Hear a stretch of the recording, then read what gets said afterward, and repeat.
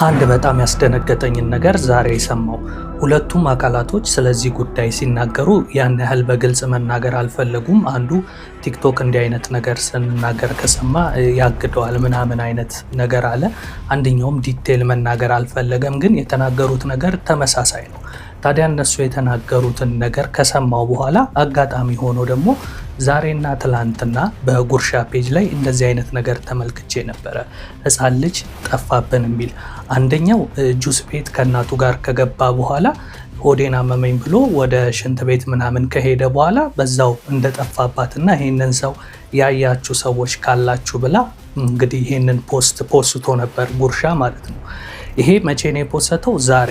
አንደኛው ቪዲዮ ደግሞ የተፖስተው ከትላንት ወዲያ መሰለኝ ከአንድ ቀን በፊት ይላል እዚህ ጋር ፖስቱ ላይ። ስለዚህ ትላንት ወይ ከትላንት ወዲያ ነው እና እዚህ ጋር የምትመለከቱት ሕፃን ጠፍቶ ነበር የሚል ፖስት ተደርጎ ነበር።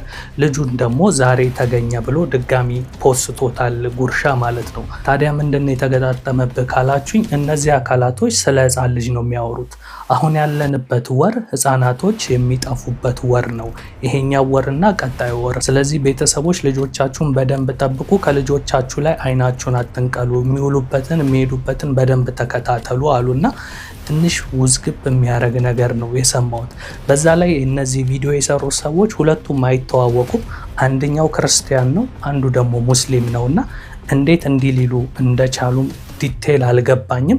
ነገርየው ግን ደግሞ እነሱ ያሉትና እዛ ጋር ደግሞ እንደዚህ አይነት ነገር ተከስቶ ሳይ ስለተገጣጠመብኝ ምናልባት የሚሉት ነገር እውነትነትም ሊኖረው ስለሚችል ልጆቻችሁን ጠብቁ። ነገር ግን እነሱ ምን አሉ የሚሉትን ግን ተራ በተራ ቪዲዮ ላሳያችሁ። ጥብቅ ማሳሰቢያ፣ ልብ ብላችሁ ከሆነ ከዚህ ከሚያዝያ አጋማሽ ጀምሮ እስከ ግንቦት ድረስ በብዛት ጊዜ ልጆች ይጠፋሉ። የሚጠፉትም ዝም ብሎ አይደለም።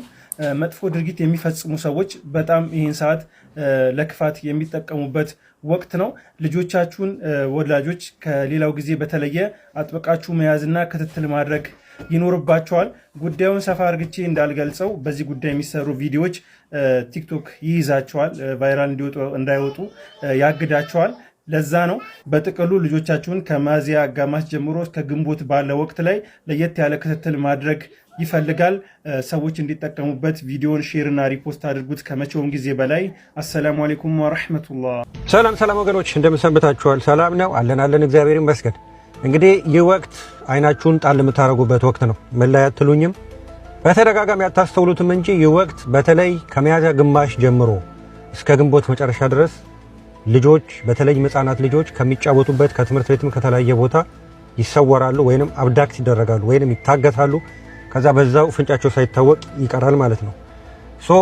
ዳስ ጣሉን፣ ባንዲራውን አንሳውንም መብታችሁ ነው። ግን አሁን እሱ የእናንተ ልጆች አያድንም። ገብቷችኋል? ስለዚህ ልጆቻችሁ ጠፍተው በትክክልም ዳስ ከምትጥሉ አይናችሁ ልጆቻችሁ ላይ ይሁን። እንዳልኳችሁ ነው፣ ይህ ወቅት በጣም ፈታኝ ወቅት ነው። ሚያዝያ ግማሽ እስከ ግንቦት መጨረሻ ልድገመው፣ ልጆች በተደጋጋሚ ይጠፋሉ። ብዙዎቻችሁ ስለማታስተውሉ ነው። አሁን ራሱ ከጥቂት ጊዜ በኋላ ታያላችሁ ሶሻል ሚዲያ ላይ ልጅ ጠፋ የሚል ማስታወቂያ ማየታችሁ አይቀርም። ምን ልላችሁ ብዬ ነው፣ እግዚአብሔር አምላክ አእምሮ ሰጥቶናል። የእግዚአብሔር ጥበቃም ተጨምሮበት ልጆቻችሁን ጠብቁ። ያን ማለት የምችለው በተለያዩ ነገር እየተዘናጋችሁ ቅድመ ጥንቃቄ፣ አዌርነስ፣ ሀሳድ ፐርሰፕሽን ምናምን የሚባል ነገር ገናኛ አልፈጠረብንም። ያው እንግዲህ አንዴ ፈርዶብናል። ድንዛዜው ዘመን ተሻጋሪ እንዳይሆን ነው እኔም እየጮኩ ያለሁት። ለመጨረሻ ጊዜ ልድገመው፣ ሕፃናት ልጆቻችሁን ጠብቁ። የት እንደሚውሉ፣ ከማን ጋር እንደሚጫወቱ፣ ለምን እንደቆዩ፣ ትምህርት ቤት የጀመሩም ትምህርት ቤት ያልጀመሩትም ልጆቻችሁን ጠብቁ። ይህ ወቅት ከባድ ወቅት ነው። ተግባባን? ለተረፈ እግዚአብሔር ይጨመርበት። ለሶስተኛ ጊዜ ልድገም፣ ልጆቻችሁን ጠብቁ። ጨርሻለሁ። እንግዲህ እንደሰማችሁት ሁለቱም ተመሳሳይ አይነት ሀሳብ ነው እያነሱ ያሉትና ሊሉ የፈለጉት ነገር እኔ እንደተረዳሁት ከሆነ ለሆነ ባዕድ አምልኮ አይነት ወይም ደግሞ ይሄ የጥልቁ ዓለም እንደዚህ ኢሉሚናት ምናምን እንደሚባሉት ልጆቹ ይገበራሉ አይነት ነገር ነው ሊሉ የፈለጉት። እንግዲህ እናንተም እንደኔ ሰምታችኋል። እኔ በዛ አይነት መንገድ ነው የተረዳሁት። ስለዚህ እነዚህ አካላቶች የሚያውቁት ነገር ካለ ይበልጥ ህዝቡም እንዲጠነቀቅና ምናልባትም የመንግስትም እጅ እንዲገባበት በግልጽ ቢናገሩ የበለጠ አስፈላጊ ነው ብዬ ነው የማስበው። ምክንያቱም ይሄ ዝም ብሎ እንደ ቀልድ መታየትም ያለበት ነገር አይደለም። በጣም አስፈሪ አስደንጋጭ ነው። ህጻናቶች ደግሞ እንደሚታወቀው እንደ ትልልቅ ሰዎች ራሳቸው መጠበቅ እንኳን አይችሉም እና ለእንደዚህ አይነት ነገር የሚጋለጡ ከሆነ ደግሞ ቤተሰብ ምን አይነት ስቃይ ሊያሳልፍ እንደሚችል እንግዲህ ልትረዱ ትችላላችሁ። ከዚህ በፊትም የተለያዩ ህጻናት ሲጠፉ ቤተሰቦቻቸው ምን አይነት ሀዘን ውስጥ ጭንቀት ውስጥ እንደሚገቡ ሰምተን እናውቃለን። አንዳንዶችም አልተገኙም የሚባለው አይነት ነገር አለ፣ ጠፍተው ቀሩ የሚባል ነገር አለ። አንዳንዴም ደግሞ ህጻናት ወስደው ይሄን ያህል ገንዘብ አምጡ ተብሎ ሳያመጡ ሲቀሩ ገደሉ ምናምን ተብሎ የሚወራበትም ጊዜ አለ።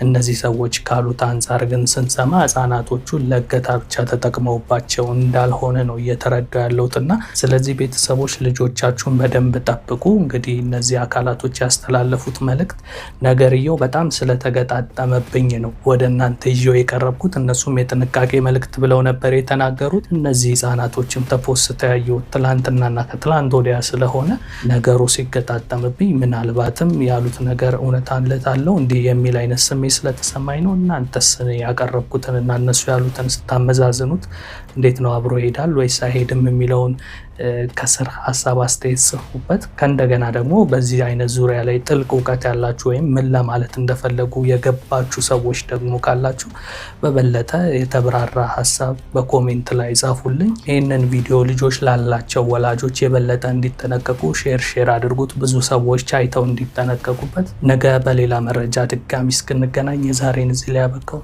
መልካም ጊዜ